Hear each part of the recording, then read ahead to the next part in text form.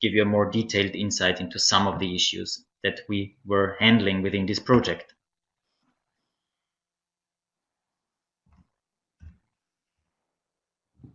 Okay, so it seems I'm not in control of the presentation. Please, next slide. Thank you. First, I would like to tell you where we started from. So what we thought in the beginning when we wrote the proposal for this project was we wanted to create a project that creates favorable conditions for improving the number, quality, performance, and effective use of ex post impact evaluations of energy efficiency policies. So the two keywords here are really ex post impact evaluations and energy efficiency policies, because these are the two things that we concentrated on. And we did not want to, let's say, develop a project just, in our offices and not speak to anybody. But one main objective of this project also was to improve the stakeholders' evaluation practices, to make them familiar with certain concepts, and to also show them the importance of policy evaluation. And the basic theory is that enhanced evaluation practices leads to increased effectiveness of policies, and then also helps you in reaching the CO2 or energy targets that you have. Okay, sorry. Now I see I'm in control of the presentation now. Thank you. Just a short overview of the coverage of the project. This is not a coverage in terms of, let's say, policies or topics, but in terms of partners. So we are a consortium of 10 partners from 8 EU countries. And what we tried, because we thought that a policy evaluation is a topic, although it sometimes seems still a little bit of a niche topic, that targets quite some different stakeholders. So also within our consortium, we have public, or let's say half public energy agencies, like for example, the agency I am working in. But we also have professional associations like FIRE in Italy, or research institutes like Fraunhofer. So already when designing the consortium, we took care of including as many different kinds of stakeholders as possible. I would like to give you just as an introduction a very general idea of what the role of policy evaluation can be. And well, we think there are these two main functions or values of impact evaluation. The first of all is, of course, is quite straightforward. What are the results or the impacts of a certain policy? What is the effectiveness? What is the efficiency? And you might be asking yourself these questions when it comes to accountability. For example,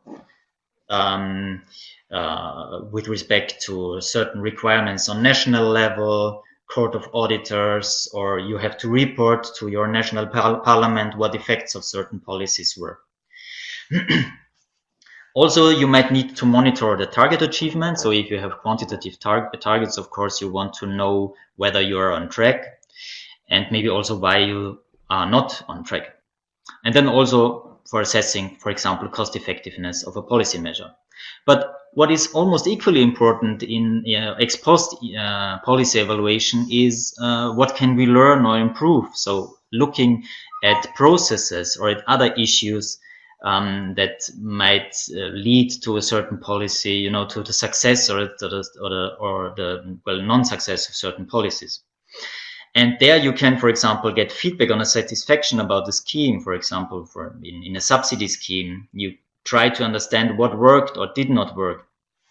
And with this knowledge, you will try to redesign your policy. And if you then improve the policy based on these insights, then impact evaluation really has a value. And we give you here some of our, let's say, outputs that dealt exactly with this issue. So we had 2 experience sharing webinars that are available on our website on the value of impact evaluation. We had a survey In our toolbox that I will present you a little bit later, we have a section on general principles where really you have the basic pros and cons, do's and don'ts when it comes to policy evaluation. And you have a quite recent presentation by Kathleen Gaffney from the International Energy Agency, where she also highlighted the importance of and the role of policy evaluation.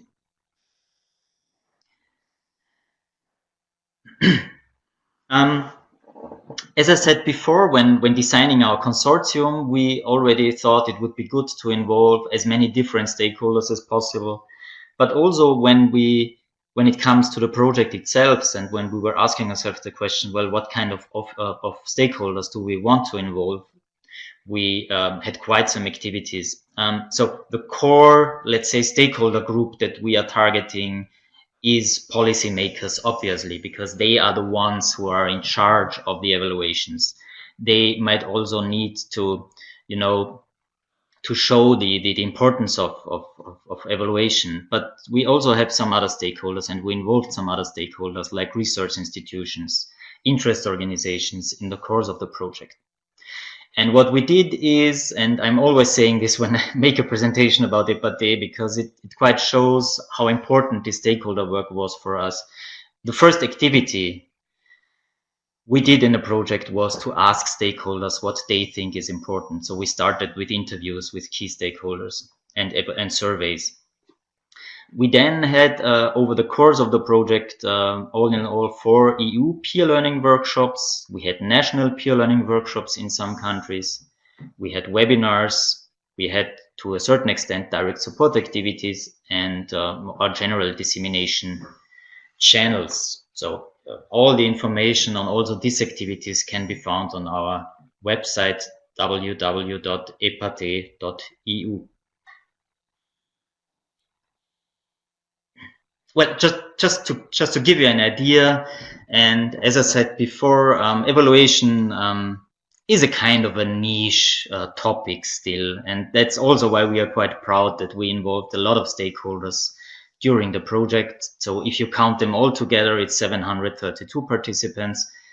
But actually, this number is not updated, I think, by the final conference that we had very recently in Paris. And if we count unique participants, it comes to 300 persons that we can really say had a direct contact with EPATEE, that in one way or the other learned, let's say, from the project. And what I would also like to highlight is this webinar today is a webinar where we, the project consortium, are making presentations, but we had a lot of external presentations, so of experts that were not part of the consortium, but that helped us really to increase the value of the project. And all in all, we had 30 presentations from a little bit less than 30 experts, because some of them were so good that we invited them for a second time. And I would really like to also thank these experts for their contributions for the project, which was really highly appreciated. I would like to spend some time now on our main products. And these products will be available also after the project has ended, of course, so it will be available for quite some time. And I would just like to give you a short idea over what these products are. So our overarching goal in this project was to produce an online toolbox. So to have one let's say one website where you can find all the information that is available on impact evaluation, all the relevant information. And what we did was, what we didn't do in the project was to invent fancy new theories or come up with very new ideas. But what we mainly did within this project was to look what is already there, and a lot is there already, but it's not structured in a way that we think it's usable. So our main target in this project was to make information, knowledge about ex post impact evaluation usable as easily as possible.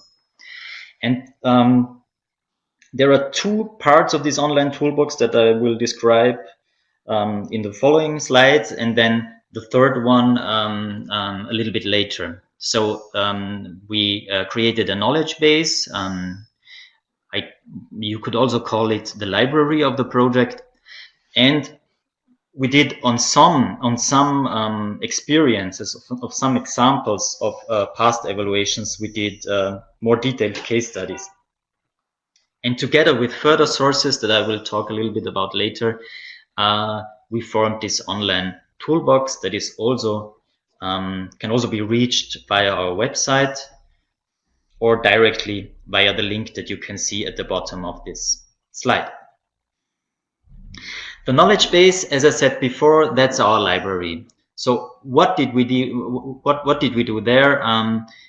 By now, we analyzed over 250 evaluation reports, studies on evaluation, examples of evaluations. Went through all these papers and reports and studies and categorized them according to a standardized template. So what you can do here is, and you see a screenshot on the slide of the knowledge base, is you can search for existing evaluation experiences.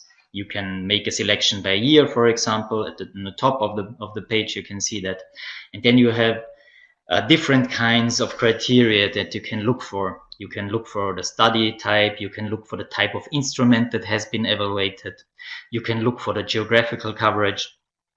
But you can also look in an advanced search function for more, let's say, sophisticated kinds of search categories, like is there a case study available in our project, or is there data on cost included in this study? And what you get here is, so if you want to know if there are experiences available on, let's say, the evaluation of subsidy schemes in households after the year 2010, you can quite easily look for them. You will then find the selection of these studies, and you will also find the link, of course, to this paper. So you have a quite easy access to this paper. There is, of course, one exception where the paper was published in a peer-reviewed journal. We cannot give you this access for free.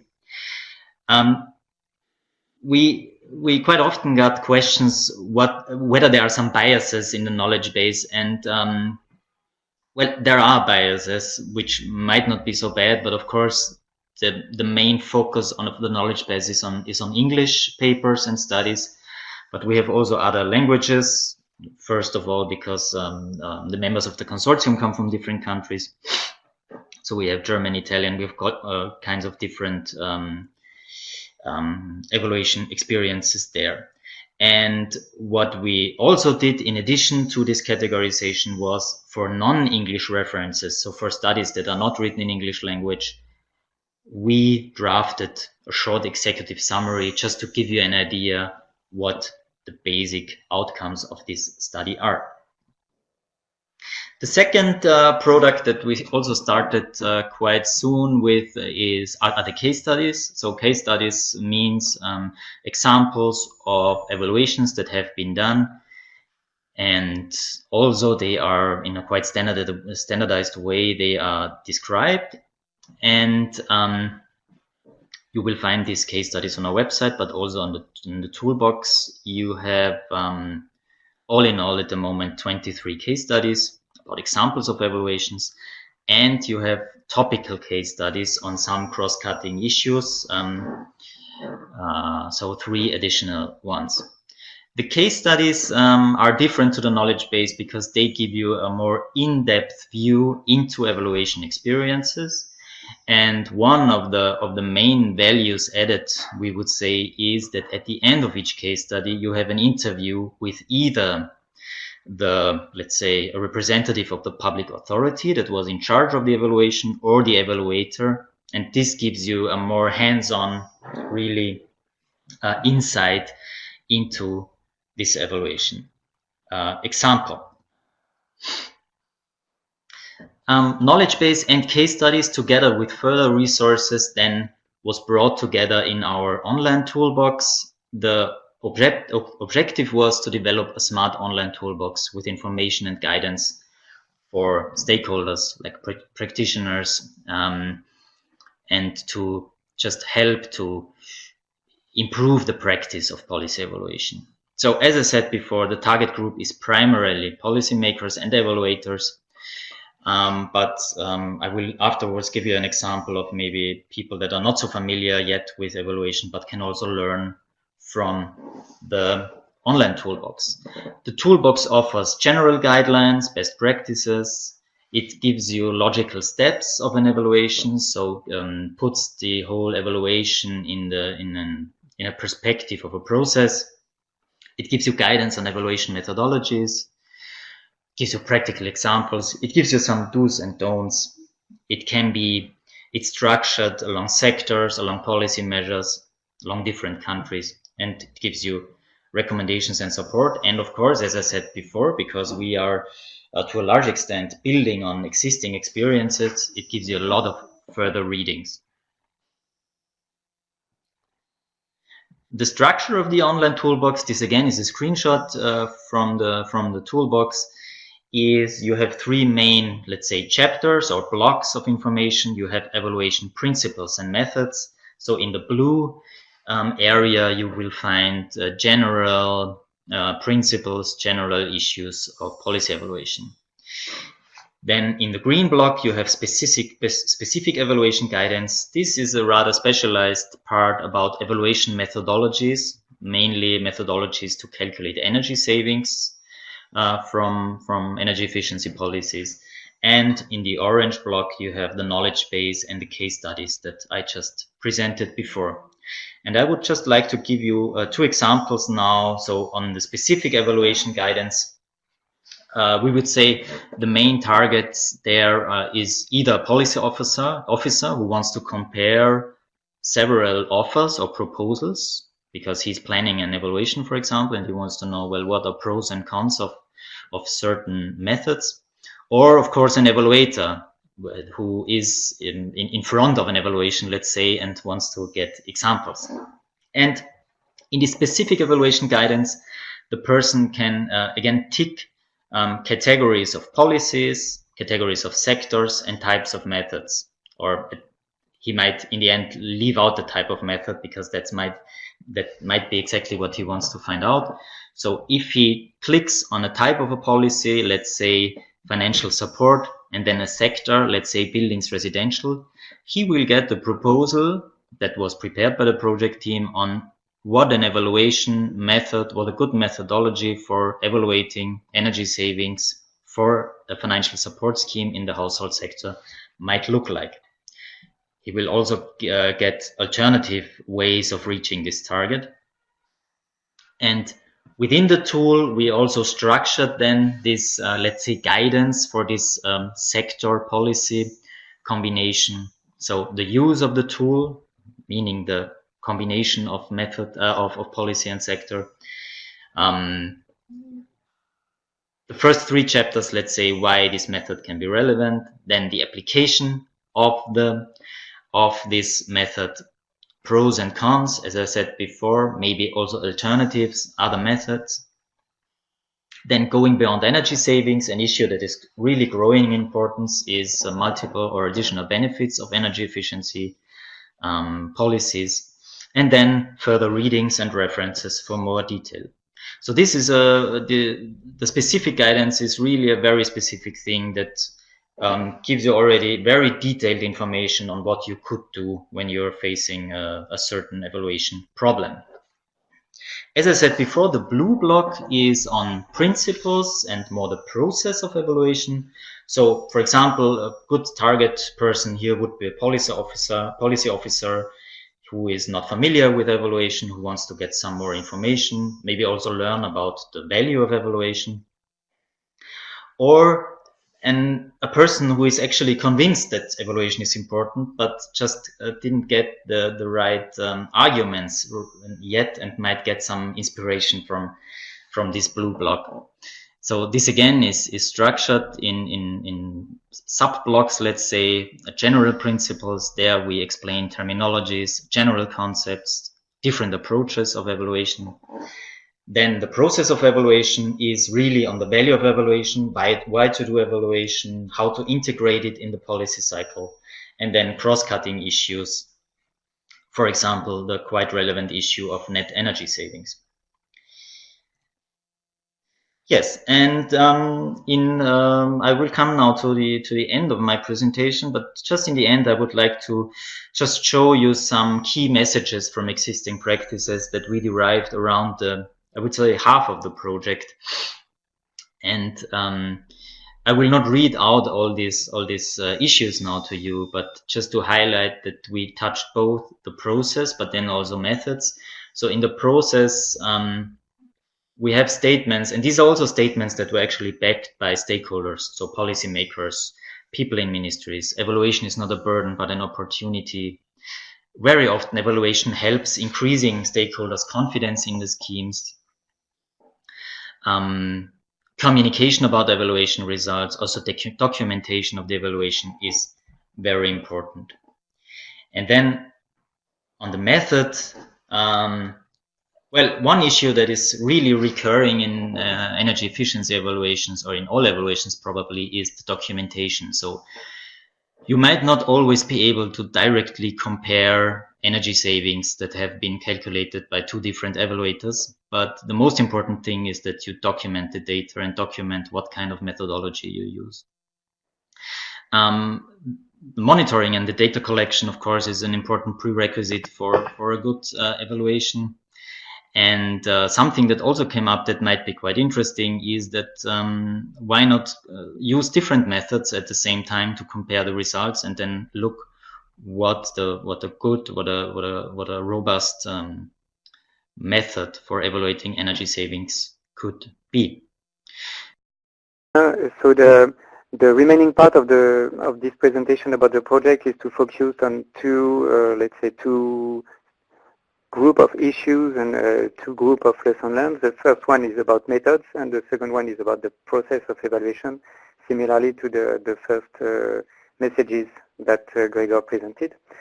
So the first one is about methods, and when we reviewed different evaluations available in Europe, what we found, and different evaluation practices, what we found is that in most cases, there were either or regular reviews and ex-post evaluations, and that in the most successful cases in terms of learning and the use of evaluation, improvement of policies, both are combined. So there is a clear lesson here that there should be no separation between review or monitoring and verification, let's say, and ex-post evaluation, but that both are feeding in each other. We have the very good example from Austria, where they use the regular reviews to identify the questions to focus the ex-post evaluation, because as you may all know, we have limited resources in most cases to do evaluation, so that's good to identify well the priorities of this evaluation, so that's a good way to do it. And at the same time, the results of the ex-post evaluation are usually used to update the monitoring practice to improve the process to collect data and so on. Then when we looked at both type of, let's say, review or evaluation, we tried to see what type of methods to calculate the savings were used in both cases. So for the regular monitoring, the overwhelming cases were about using engineering methods. In the terms of the energy efficiency directive, this means scaled and deemed savings. While at the same time, when looking at ex-post evaluation, we saw that there were two types of approaches that stand out. One part was further verification, so doing on-site inspection, looking at the documentation provided by obligated parties, that kind of things, for example, and billing analysis. So when dealing with energy verification of energy savings, ex-post verification of energy savings, billing analysis was the most common approach.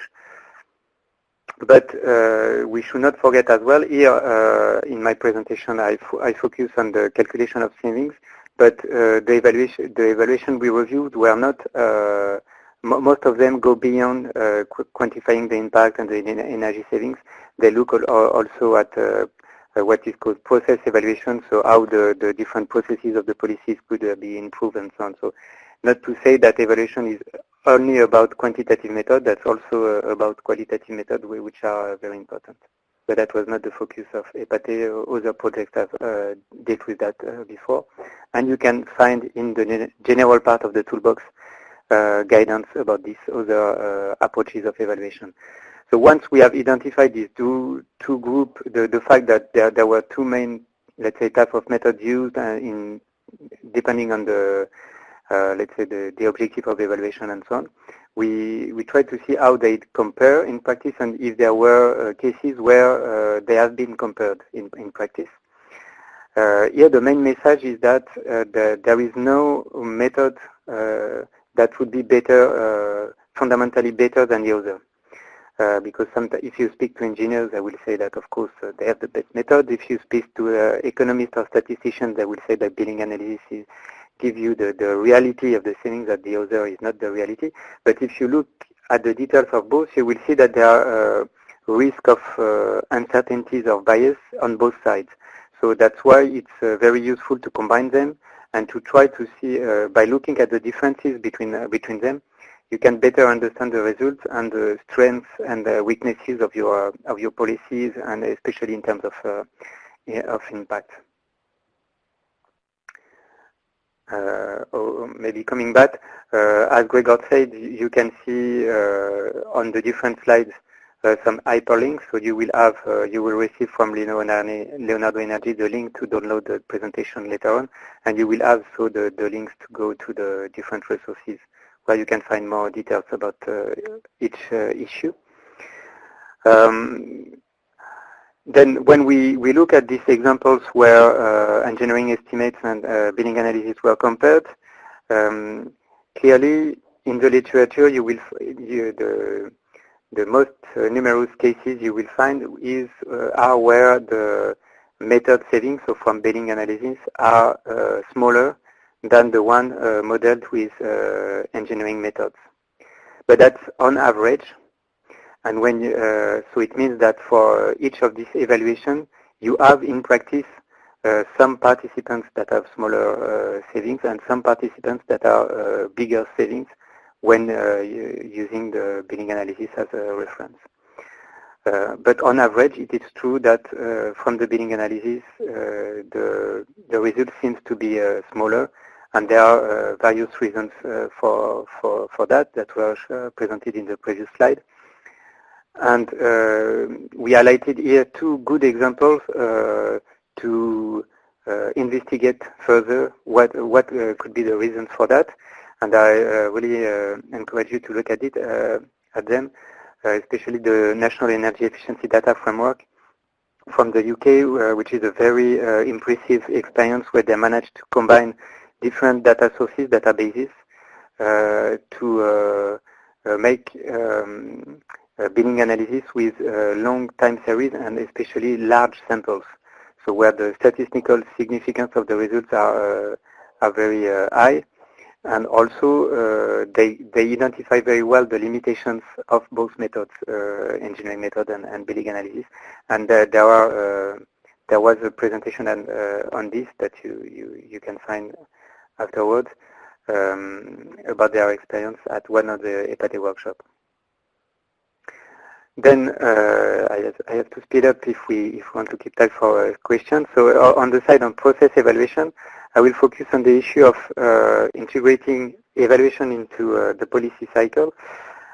And why? It's because it's not only a matter of doing evaluation, but if you don't use it, or if it's not, let's say, if the results or recommendations do not circulate among all the stakeholders involved in the policy, then you miss your target in terms of improving the practices and so on. So here just a slide that of quotations we collected through a survey of stakeholders. And here what is interesting is that from this slide you can see that for some of them it's practices that are already in place, so where it's already, let's say, the flow is good. and some other where they say how it should be or it could be if everything was going fine. And so that was our starting point to say, okay, the people knows how it should be, but in most cases that's not like that. So why and what can we suggest to improve that? The first point is that this integration should be a two-way integration. So it's not only about trying to put evaluation into the policy cycle, but that's also understanding what the policy developments can provide to evaluation. And then to look at that more in details, we try to analyze on the one hand the simplified policy cycle, let's say, and the evaluation process. And the important part on this slide is the red arrows that you see that shows that there can be interaction between both at every stage. So it's not only doing evaluation at the end of once you have done your policy and you want to know the results. That's something that should be, let's say, all along the way to keep in mind. Then from the different surveys and the case studies and also reviewing the literature, we identified a list of issues that could explain and barriers, so issues to take into account and barriers related to these issues that could explain why the flow between evaluation and policy cycle was not always perfect as it could be. I will not read them. You will have the slide, and if you want more details, there is the link to the dedicated report, and hopefully you can ask some question at the end. From that, we look at good practices to overcome these different barriers. So you have a few examples here about how to improve the political will for evaluation, and also how to discuss the resources in advance so that you don't come at the end of the policy process where there is no budget anymore and then you cannot do evaluation. And more in detail, we try to define a kind of action plan that you can do. So for all of these issues, considering the short-term actions, so actions that any policy officers or evaluators can try to do while they are doing an evaluation right now, for example, and actions that are more medium-term if you want to develop the evaluation practices within your organization with a more looking forward, forward-thinking, view, or forward perspective. So that's it. I think I will stop here so that we can have time for some questions. As Gregor said, as a takeaway from this project, I would really highlight the issue of documentation because that's a difficulty we have encountered also when we prepare the case studies and when we discuss with the stakeholders. If the reports, if the evaluation, the data, etc., are not well documented, then there is a high risk to lose the memory. So it's true within your organizations. That's true also when you want to share experience with others, etc., make comparison, etc. So documentation is really a very important topic, I think, for the development of evaluation practices. And the rest is that if you're confronted to stakeholders that say that evaluation is a waste of money and that you should better put your money on action first, just think of what can happen if you don't do it. And then you will see that it's quite worth to spend some resources on evaluation.